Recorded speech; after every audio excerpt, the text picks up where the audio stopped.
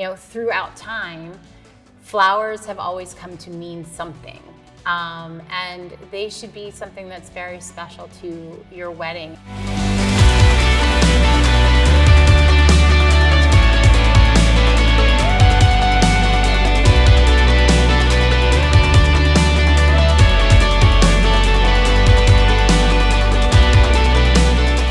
Hi, I'm John from PGP Wedding Films, and welcome to Say Yes to the Best, where we talk to the best wedding pros to give you wedding planning tips. And today I have Krista from Re+Bloom Florals. Hi Krista, how you doing? Hey, good to meet you. Nice to be here. Thanks for having me. Thank you. So tell me a little bit about your business. How long have you been doing it? I have been in florals and started doing bespoke design for about 2 years now. I had a long career in public relations, branding, marketing, and ran my own agency, but got burnt out. And the way I kind of recouped was putting my hands in the soil, and I got back in touch with the young girl that I was that used to love to pick flowers. And so now I'm a floral designer. Awesome. Yeah. Are you what area are you based out of? I'm based out of Doylestown, Pennsylvania, and I have a studio. I'm not a retail florist. My work is by commission, and I do several weddings per month, only one per day, and it's a very bespoke experience. But I do service the entire Philadelphia area. I've done weddings in New Jersey, New York City, and we'll have my first destination wedding this summer. Oh, cool. Where are you going? The Outer Banks. So awesome. Really, Cape Hatteras, so I'm really excited. I love it down there. Yeah. So what did you want to tell our audience today that can kind of help them as they're figuring out what to do about their florals for their wedding? Well, I think the beautiful thing about flowers, not only that they are beautiful, but is that they help to tell a story. And throughout time, flowers have always come to mean something. And they should be something that's very special to your wedding and central to it, because it's going to be in every picture. Your bouquet is going to be in all your bridal portraits, and it really sets the ambiance for the entire event. So when choosing a floral designer, number one, it's important to get along with that person personally, and for them to understand your vision, and I come from my branding background, helping to pull that out. So it might be helping to choose your color palette and why you like certain things, or some people come to me and say, well, I just I'm a minimalist, and we kind of work from there and incorporate the bride and the grooms, or each partner into the process. Do couples ever come in with any sort of misconceptions about florals, or what? Do they just come in not knowing certain things? Yeah, I think one of the things that I run into a lot is florals that are out of season. So one of the florals that are very popular in May and June are peonies.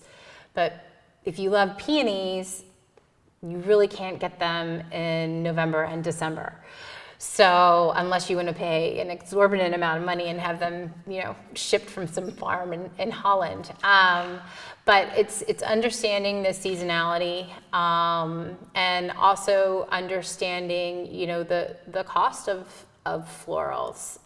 So you get your flowers, but then the flowers have to be made.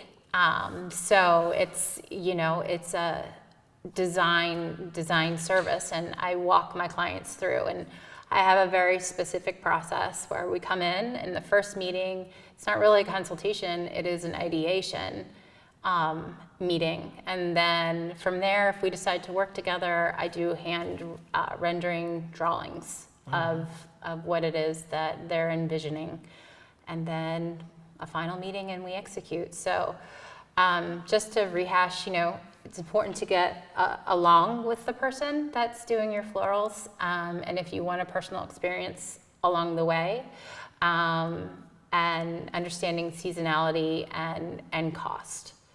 And I always try to help explain those things. I appreciate that you must have drawing talent, because I know for me, if they asked, like, can you do like a sketch of what my video is going to look like, they'd be getting like the storyboards with stick figures, or like if it was a flower, it'd be like, my 3-year-old can draw better than I can. So. It's really like coming into florals it's kind of like pulling out all the different pieces of my personality. It's like the puzzle's complete, and I should have went to art school, and I regret that I didn't, but this takes me back to my minor in college. So yeah, so doing the drawings and the renderings is like, I love doing it for people. When should couples be thinking about their florals? Like, what part of the planning process do you recommend them really diving in? Number one, their date, but I also think that it is important to have a venue, because that's going to determine everything about the florals that you choose. So for example, Tyler Gardens, when you get married on the second terrace, one of the options is I'm doing a hanging floral installation off of one of the walls here, and that wouldn't be necessarily an option for a ceremony at a different location. So I would say, the venue is probably the most important thing, and then your wedding planner, your florist, your photographer, because if you want a bespoke experience, we book about a year in advance, 9 to 12 months in advance. If a couple doesn't know what they want, where should they start? I start by asking them to tell me their story. So some people start. I'll ask like, okay, what were you like when you were little? And it really just kind of breaks the ice. Or tell me a funny story about the two of you, and how did you meet, or how did you propose, and just pulling those out. And then I bring in that branding perspective, and I'm like, okay, when people come to your wedding, give me 3 words that you want them to feel and walk away with, and then that starts the process. What are some of the most unique arrangements that you've done? Well, there's one that I'm actually in the process of working on now, and it's going to be here, but it's a process to build. I had to work with an actual contractor to build it. Oh, wow. Yeah, it's going to be fun. It is a 10 by 10 foot hanging installation over the dance floor. Yeah, so, we had to get the weight right, and it's all going to be draping ferns.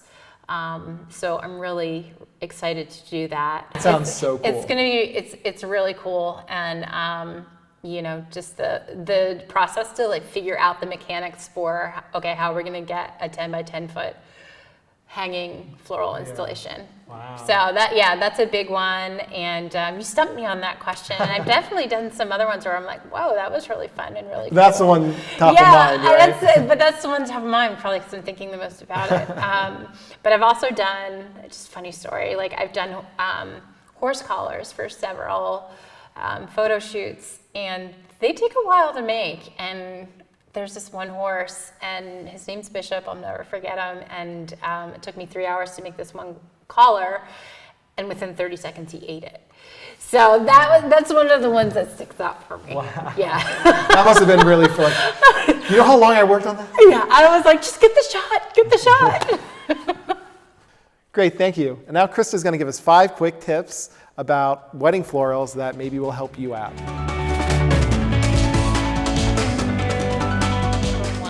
If you can find your venue first and decide on a seating chart, that's really important, because that'll determine the type of florals that you have.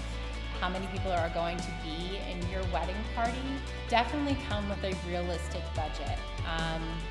It's going to be a time saver for everybody, and if your budget's $50,000, awesome. If it's $5,000, we can do something beautiful. If it's $2,500, same thing. But I can't think of 2 more. I'm so sorry. Okay, so it's 3 tips. 3 tips I'll think of them, and then we'll post them on Instagram. them on Instagram and I'll tag you. Okay, so the last thing I have for you is we're going to put you on the hot seat so that our audience can get to know you a little bit better. So I'm going to ask you a few questions, just the first thing that comes to mind, okay? Oh man, I couldn't even get all 5. Yeah, but see, now I get to choose how many questions we Okay, ask. all right, okay. All right, so the first one is, what is one thing that people don't know about you? I can eat a whole box of Oreos in one night. Me too. I can do that too. I shouldn't, but I do. I do it more often than not. I need to not do, but I do. What was the first wedding that you did florals for? It was the first wedding that I did floral. Her name was Lisa Colucci, and it was over on the main line in Philadelphia, and it was so much fun, and she just was a hoot, and I just, What is your favorite flower? Oh my gosh, that is the hardest. It fluctuates. But if I had to choose one, I would say ranunculus. I love ranunculus, and this is going to make me sound like such a flower dork, but I don't even know what that is. They have great stems. You heard it here first. Great stems. Great stems. Ranunculus have great stems. What is your favorite TV show? Game of Thrones. Yes. Yes. Like, I'll randomly text my husband and be like, you know nothing, Jon Snow. Yeah. So what's your favorite movie? Oh, wow. Elizabeth. Okay. Queen Elizabeth I. Favorite book?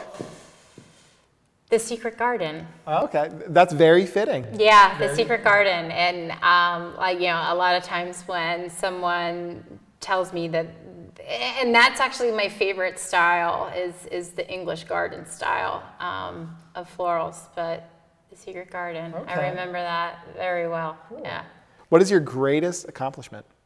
My son. Yeah. Awesome. How old? He's 6. Oh, okay. He's 6, and his name's Saxby. His nickname is Saxby William Bryce Harper, the Beast Sherkey. So he loves baseball. But yeah, Saxby. And I would have to say also the marriage to my husband. We are a military family, and my husband's a active duty colonel, and with all the deployments and everything, it's I'm very proud of our marriage. That's wonderful. That's wonderful. And yeah, go Phils. Go Phils! The worst date you ever had? Oh God, I can remember it to a T. Washington D.C. I had on linen pants. It was Match.com, right? So like we communicated a couple times. I walked into the bar. I had white linen pants on, and the guy says to me, "You really need to get those dry cleaned." And that was the beginning of the date. And then I actually went into the bathroom. I got red lipstick, and I put marks on my neck and smudged it. And I came back out, and I was like, "I'm sorry, I think I'm breaking out in hives." And I left. Yeah. He deserved it. Yeah. I was like, if the first thing you say to me is that my pants need to be pressed, I was like, I was at work all day. Your dream floral setup? My dream floral setup. An English castle. Okay. Oh, very yeah. cool. Or in Scotland. Yes. Or Winterfell, right? There you go. Absolutely. And what is the best reaction you've ever gotten to your work? When I hand the bouquet to the bride and we both start crying. Yeah. And I can't say that because of the process that I have with my couples and how personal it is. There has not been a single time where I watch them go down the aisle and I don't cry. So that's yeah. awesome. Yeah. Well, great. Well, thank you so much for being a part of this. Yeah, it was really fun. Awesome. And thank you for watching Say Yes to the Best. Krista from ReBloom Florals. If you want to get in touch with her, all of her information will be below. Thank you again, and happy planning.